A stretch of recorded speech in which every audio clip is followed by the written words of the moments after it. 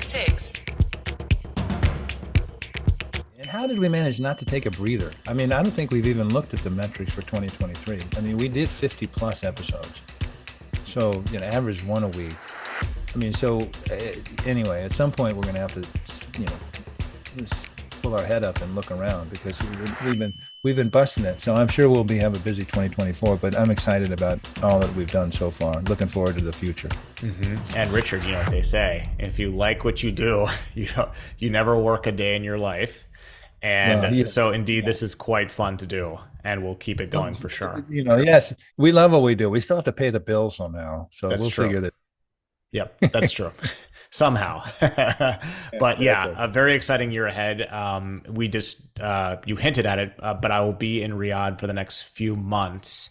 So we will be doing this show across the Atlantic. We'll be covering more of the globe, and that'll be great and interesting. Hopefully I can get some of my tan back and gain a little bit more weight in addition to what I already gained over the holidays, which was great. We are chatting here a little too much, Richard. We usually save this for the beginning of the show. Let's get right into it. What's your one big thing this week? One big thing. Well, it's the beginning of a new year, which can only mean one thing. It's Dakar time. Yes. Yes. Opening the year, 46th edition of the epic rally raid begins today, January 5th in Al Ula, Saudi Arabia. It will go for 2 weeks to the 19th. It will traverse the peninsula, essentially. I mean, it'll go from Al Ula all the way across to way down close to the Omani border in the east, and then come all the way back to Yambu. 12 stages of wonderment, excitement, and extraordinary Mad Max love. It's just the craziest thing. And as anybody who listens knows, I love it. Someday I hope to see part of it. It'd be very cool to be a motul, motul is an amateur. So you can show up with your kit, whatever, your car and whatever with it and try and run it. I would do that. My O2, Odyssey minivan out there with 220,000 miles might not handle it, but I'd try and find a vehicle. But anyway, this is so cool.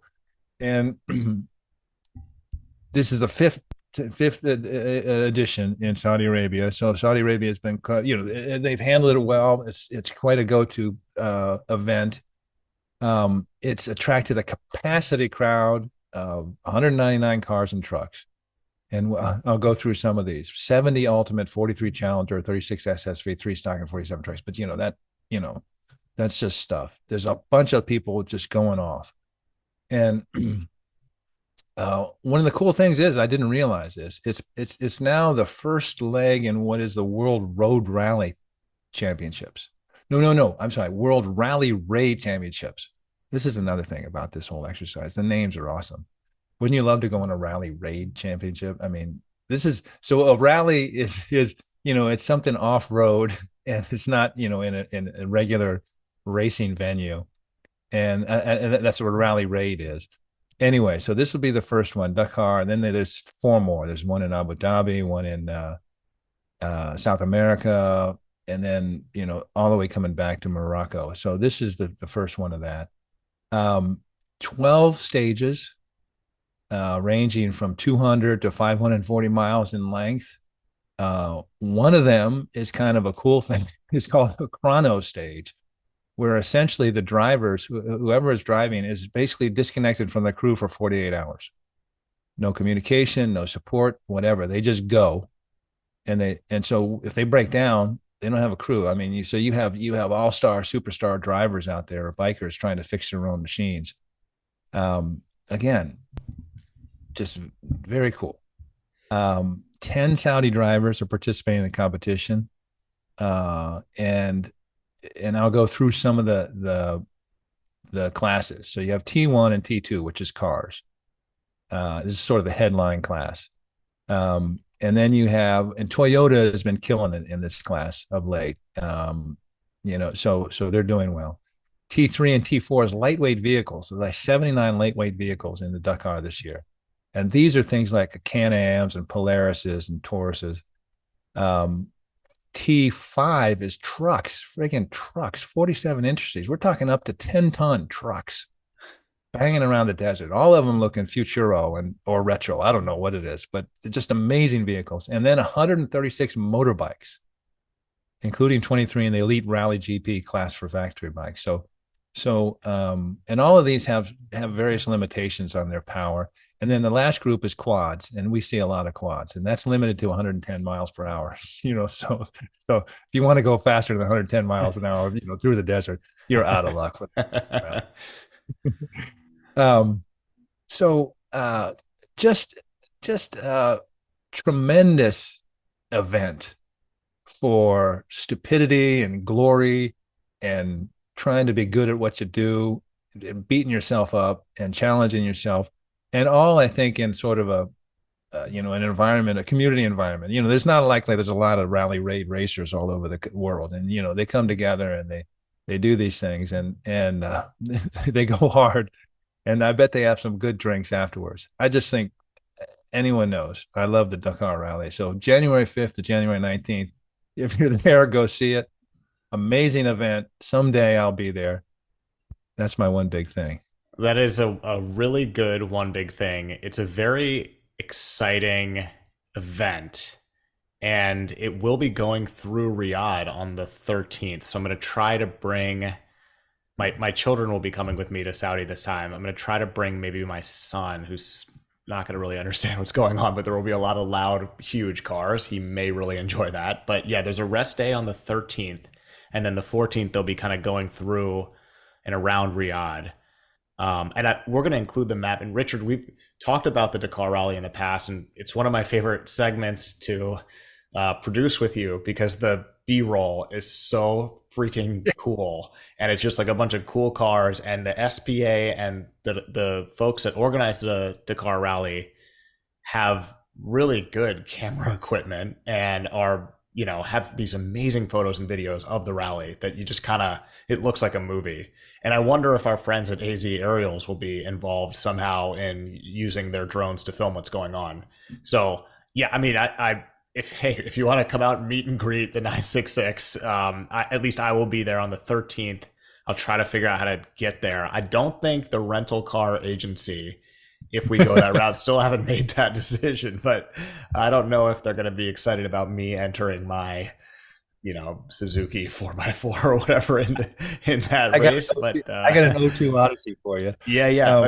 So wait, your O2 Odyssey has 220,000 miles? We have an O11 Odyssey with another 200,000.